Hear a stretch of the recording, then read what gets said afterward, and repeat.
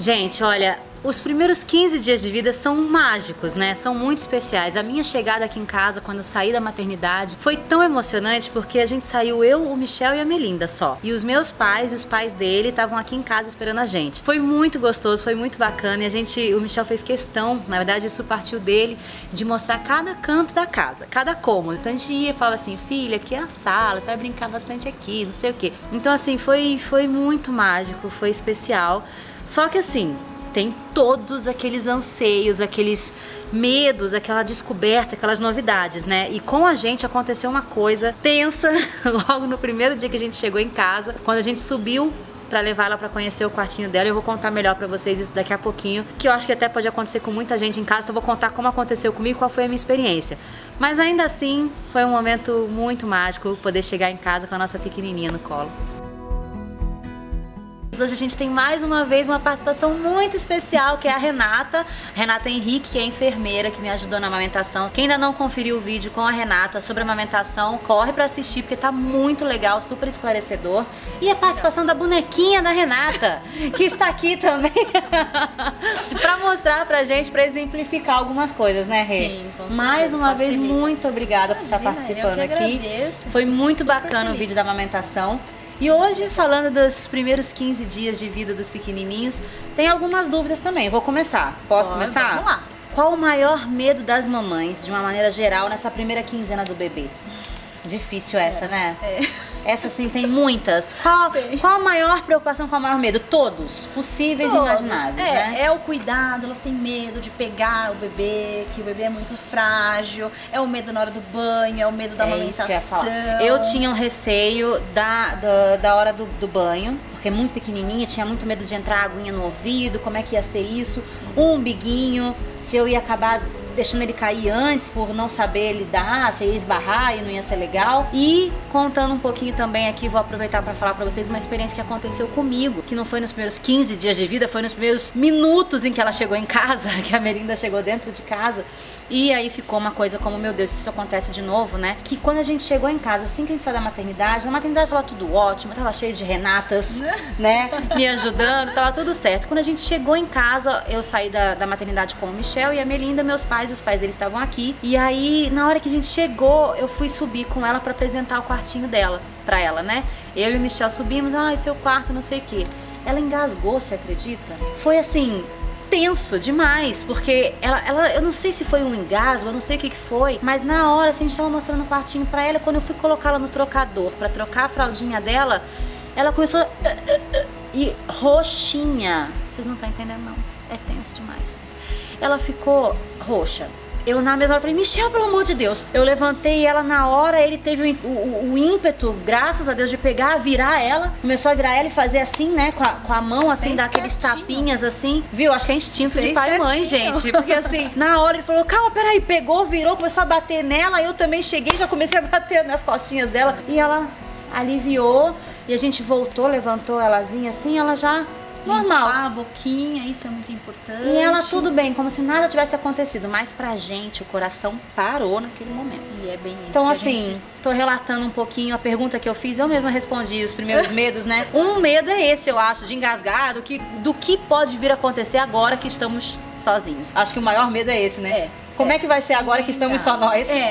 E as mães falam mesmo, né? Ai, o que eu vou fazer se isso acontecer em casa? Então. E é exatamente isso que você fez, tá? O bebê, às vezes, tem esse engasgo, do nada acontece. O bebê saliva muito, às vezes fica um pouquinho mais nauseado e acaba engasgando.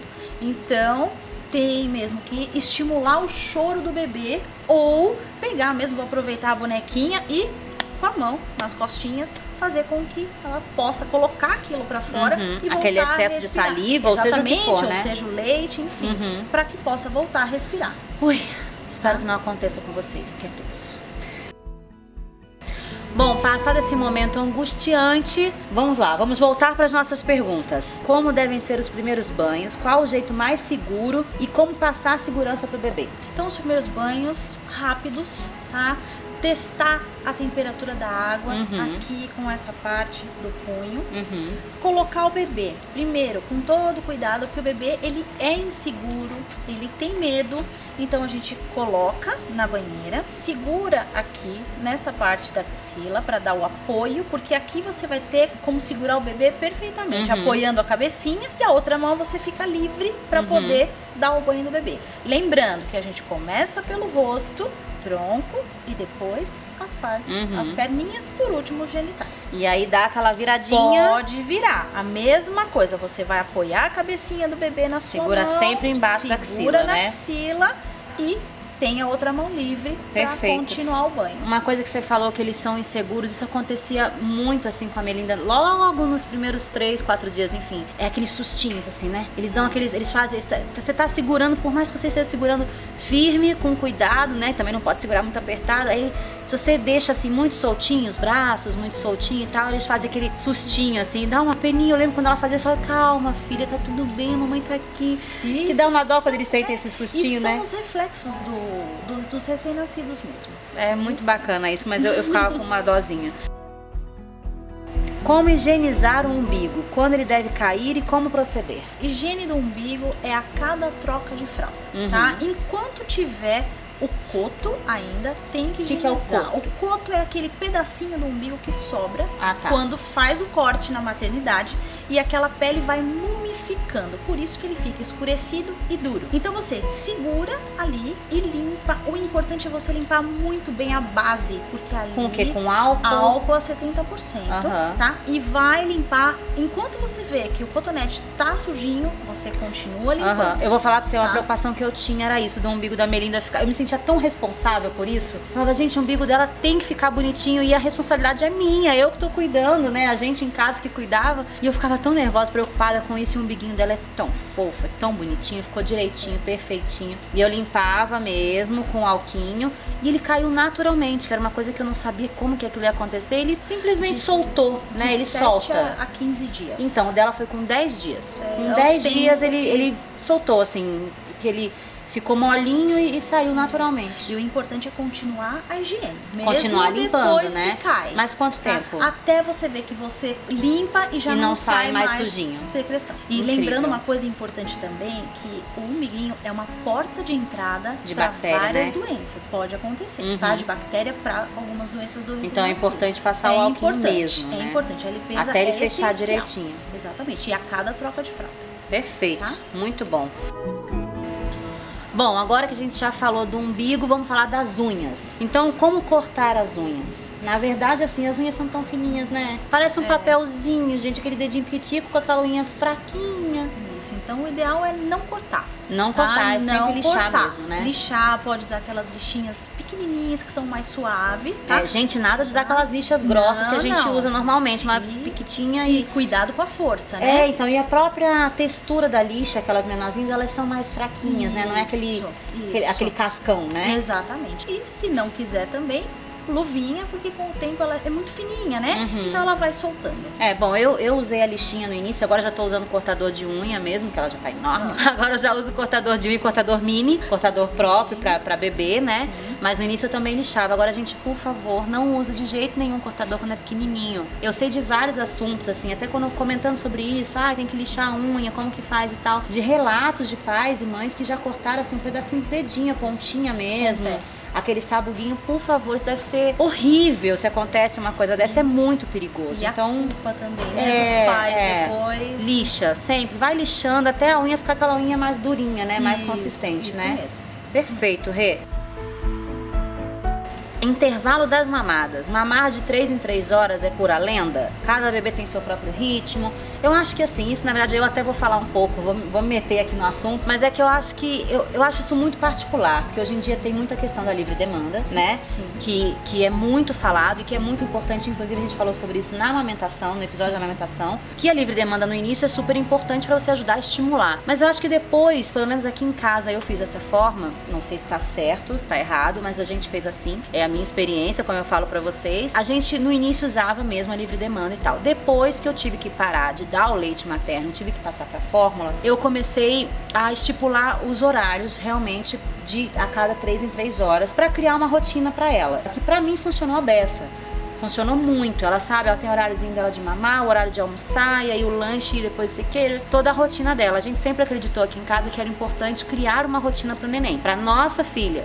Então assim, pra nós funciona dessa forma. Agora, cada um faz de um jeito. Eu tenho várias amigas que fazem livre demanda e são super felizes assim, porque também fazem livre demanda, por quê? Porque é o leite materno. É o leite delas, então eu acho que também tem um pouco de diferença nisso, né?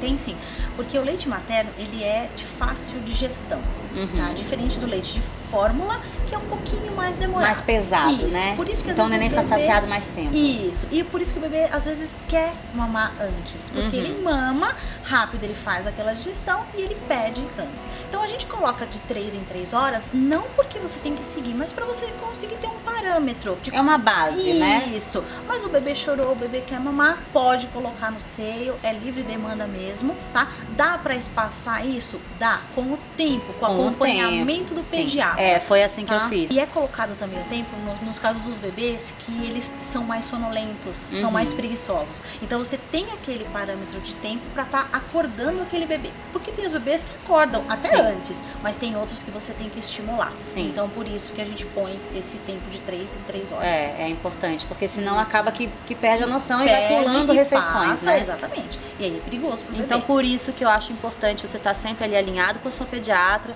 conversando direitinho, tendo um acompanhamento e não ficar fazendo por conta, né? Isso mesmo. Tem que fazer sempre com alguma orientação, de acordo com o que o seu neném tá te mostrando, né? Vamos falar agora de como é melhor colocar o bebê para rotar. Qual a melhor posição?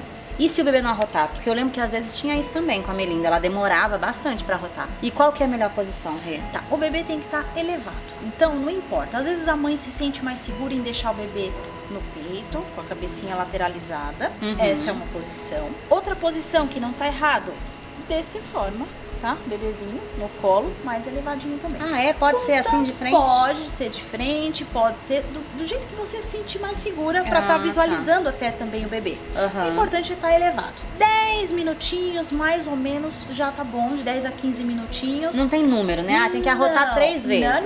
Não. E pode ser que você não ouça também. Tá? O importante é esse tempo. Deu o tempo, não escutou, não tem problema. Coloca o bebê no berço, barriguinha pra cima, cabecinha lateralizada. O importante é lembrar, a cada tempo tá virando a cabecinha do bebê. Também isso é importante para não ficar numa posição só. É engraçado que às vezes eu ficava um tempão com a Melinda assim e ela não arrotava. E na hora que eu passava ela pro Michel, ela arrotava. Então era só um movimento que o ar sai, né? Exatamente. Então, tá vendo? E uma coisa que no início eu fazia e depois eu fiquei sabendo que não era. Eu ficava achando que tinha que ter 3 arrotos. Me falaram isso, uma pessoa me falou. Tinha que arrotar 3 vezes. Gente, eu ficava até esperando aqueles arrotos. Não é possível que tem que ser 3, não vai acontecer nunca isso, né? E aí depois eu fiquei sabendo que não é isso. Não é o número de arrotos que é importante, é o tempo tem que estar em elevação, isso, né? Elevação, exatamente. Tá ótimo, não cometam o mesmo erro que eu, tá, gente? Mas durou pouco, juro que foi pouquinho. Bom, gente, tinha uma pergunta aqui que era o que fazer caso o bebê engasgue, mas acho que eu me precipitei e falei sobre isso antes, né, Rê? Então a gente já tirou essa dúvida, já esclareceu, já deu aqueles tapinhas nas costinhas do neném. E agora vamos falar de um assunto chato, que é o refluxo. Por que ele acontece e como lidar? O refluxo é um negócio que incomoda até a gente que é adulto, imagina bebezinho, né? Isso incomoda, mas não tem problema, não é uma doença, não é nada perigoso, tá? O que acontece? O bebê, ele ainda é muito imaturo, então o refluxo geralmente acontece por uma imaturidade da válvula gastroesofágica. E aí fica, que é do estômago pro esôfago, isso fica ali o leitinho. E aí fica aquele sobe e desce. Isso. E por isso que o neném golfa? Às vezes sim. Então, agora, uma dúvida minha mesmo. Então, não tem associação, né? Essa coisa de, o neném tá golfando a beça, tá dando muito leite, tá dando leite demais. Não é isso, né? Não, às vezes é isso. O bebê arrota, tem essa imaturidade, volta aquele leitinho. Mas não quer dizer que seja algum problema, alguma doença, alguma dificuldade. E pro refluxo não tem muito o que fazer, é esperar essa imaturidade amadurecer, né? Geralmente, do 3º ao 6º mês, isso começa a melhorar, tá? E uma coisa que pode estar fazendo é colocando aquele travesseiro, na verdade, anti-refluxo. Bom, próximo, por que o bebê soluça? Muita gente acha que soluço é sinal de frio, né? Às vezes ou não é? Pode estar associado uma mudança brusca de temperatura, tá? Às vezes você tira a roupa para trocar a fraldinha, passa ali o lencinho ou o algodão, o bebê começa a soluçar. Pode acontecer? Pode. É associado? Sim. E também pela imaturidade do nervo do diafragma do bebê. Então, o soluço é assim, imaturidade e é normal. É normal. Uma coisa importante, uma dica, quando o bebê está soluçando, põe no peito. O bebê sugando, a tendência do soluço é passar. Não é dar susto, né? Não. Ah, engraçadinha. E nem colocar a bolinha na testa. Nem colocar o tecidinho, o algodãozinho na testa, isso, né? Mas sabe uma coisa que é engraçada? A Melinda soluçava muito na barriga. Muito, muito. Era tão bonitinha. Ficava assim, aquele ritmadinho, sabe? Sim. E uma coisa que eu percebo hoje em dia, que acontece muito com ela, que foi o que você falou com relação ao frio, é quando acorda. Porque a Melinda dorme a noite toda, desde os 4 meses ela dorme direto. Ela dorme entre 10 e 10 e meia e acorda entre 9 e 9 e meia. Logo que ela acorda, ela dá uma soluçadinha, e eu troco a fralda dela de xixi, pronto, passou. Aí é porque a fralda tá muito molhada, né? Isso. Então, assim, como ela não acorda durante a madrugada, eu não vou acordar ela pra trocar a fralda. Então eu espero ela acordar. Na hora que ela acorda, a primeira coisa que eu faço é trocar a fraldinha dela. E às vezes dá o soluço porque a fralda tá muito cheia, né? Exatamente. E também porque você tá mexendo ali, tá tirando a roupa. Sim. Tá mudando a temperatura. Sim.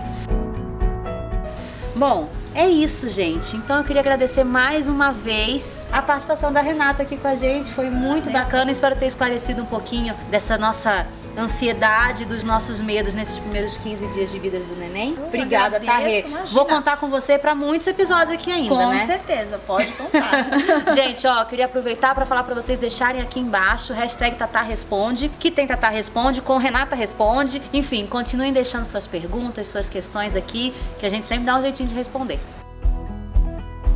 Vou aproveitar esse lugar lindo para falar com vocês um pouquinho sobre como foram os primeiros 15 dias do Teodoro, que foi bem mais tranquilo, foi bem mais de boa, que eu falei como foi da Melinda, tava de barrigão, agora não estou mais com barrigão, o Teodoro já tá no colinho, bem gostoso, e diferente dela, ele gosta de um colinho, porque a Melinda não gostava, e os primeiros 15 dias com o segundo neném foi muito mais tranquilo, eu não passei pelo susto que eu passei com a Melinda, o umbiguinho caiu com 1 semana, então assim, as coisas foram bem mais tranquilas, a gente já sabia o que esperar, e já tava mais descolado, né, só o corre que foi muito maior.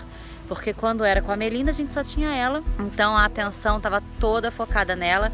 Agora a gente teve que dar atenção para os dois, então o corre foi muito maior, ela agora nessa fase andando e a gente com um recém-nascido, com um bebezinho de colo pequenininho chegando em casa. Mas a gente fez o mesmo processo de mostrar para ele, de apresentar a casa para ele, e foi muito gostoso também. Só que sem aquelas dúvidas, sem aquela insegurança de papai e mamãe de primeira viagem, né? E agora ele já tá aqui com a gente e os dois já estamos agora passeando no parquinho. Os dois já são amiguinhos, já se entendem. E foi tão gostoso quanto e tão emocionante quanto, mas bem mais tranquilo. Bom, gente, eu espero que vocês tenham gostado do episódio de hoje, com a participação da Renata, com um monte de descoberta, de novidade. E é isso, os primeiros 15 dias de vida do neném tem que ser uma coisa gostosa, uma coisa leve, embora tensa e cheia de novidades, mais leve e gostosa, tá bom? Então é isso, espero que vocês tenham curtido. Continuem compartilhando o link, acessando aqui o nosso canal no YouTube, deixando as perguntas de vocês, os comentários. E é isso, até o próximo episódio. Beijo!